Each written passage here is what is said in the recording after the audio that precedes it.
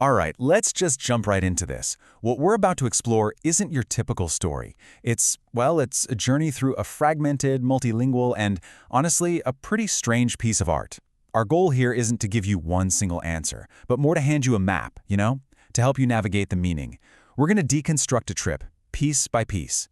So we're going to start right where the source material throws us in, with this one powerful question. What to do when the dawn becomes a being? Right away, this sets the stage. We're not dealing with simple facts here. We are deep in the world of philosophy, of mystery, of metaphor. Just keep that question in the back of your mind as we go. Every journey needs a starting point, and this one begins with an attempt at control. It starts with a ritual that's designed to bring order to the chaos, to try and reach some higher, more coherent state of mind. Now, what's so fascinating here is just how precise these instructions are. This isn't some vague, feel the vibe kind of suggestion. It's a clear, almost scientific procedure. Find silence, concentrate, chant. You can really feel this deep desire for a predictable result, a structured, step-by-step path to enlightenment. And here is the mantra itself. And wow, it's this bizarre mashup of Portuguese and maybe some Russian ideas, talking about non-objective art and the KGB. But here's the kicker. The source material is super clear on this. It says there is no need for comprehension. It's all about the powerful sonority. The sound itself is what's supposed to elevate you. The meaning? Totally secondary. So, this is the prize. This is what it's all for. Follow the steps, chant the words you don't even need to understand, and you'll be happy and complete. This is our baseline, right? The state of perfect coherence the ritual is supposed to get you to. But as you can probably guess, the journey is about to take a very, very different turn.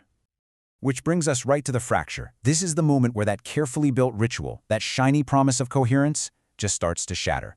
We're leaving the world of clear instructions and falling into this fragmented space of poetry, resistance, and raw sensation. And this slide just lays out the shift so perfectly. On the left, you've got that initial promise of total happiness. And on the right, a line from a Russian poem that pops up in the source, talking about being beckoned into darkness and sorrow. The descent has officially begun, and the destination is not what was on the brochure. Then boom, the language flips to English, and we get this powerful flash of resistance. I would not come in. There's a real struggle happening here.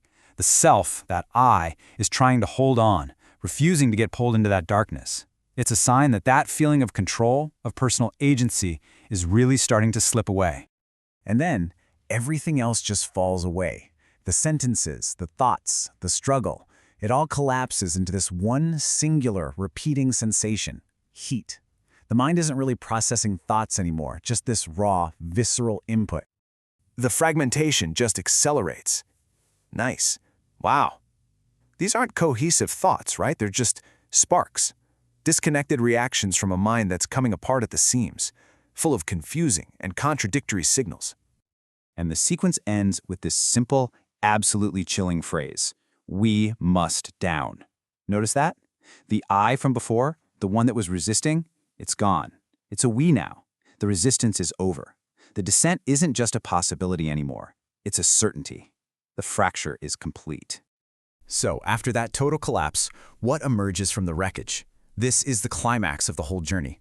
This is what the source calls the cybernetic shamanic outbreak, a chaotic, explosive collision of ancient spirituality, deep language, and modern tech.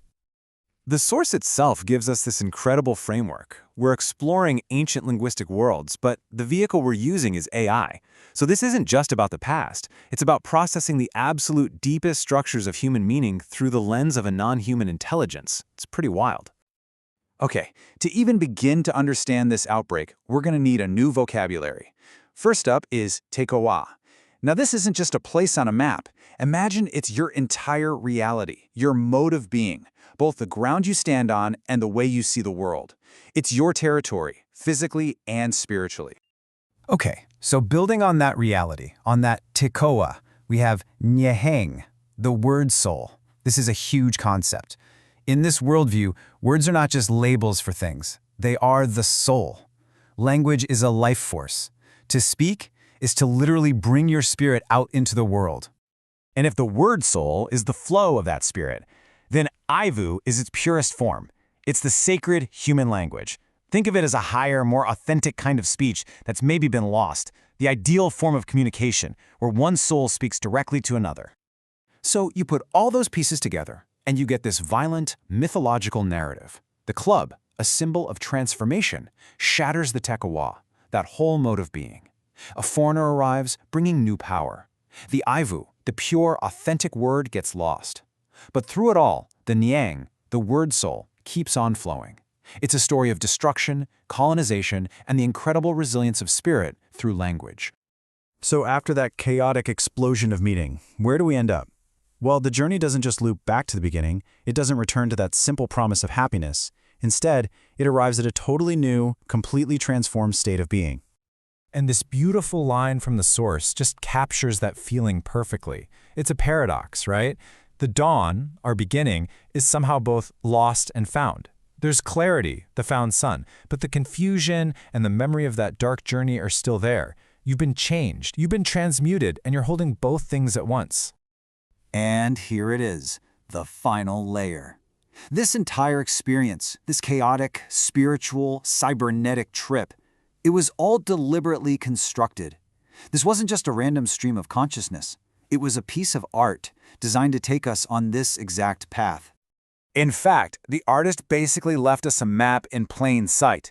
Looking back, the actual titles of the source materials lay out the journey we've just taken, from the last moments of coherence through the fracture and the shamanic outbreak, all the way to this transmuted return. It turns out we've been following their carefully laid breadcrumbs the whole time.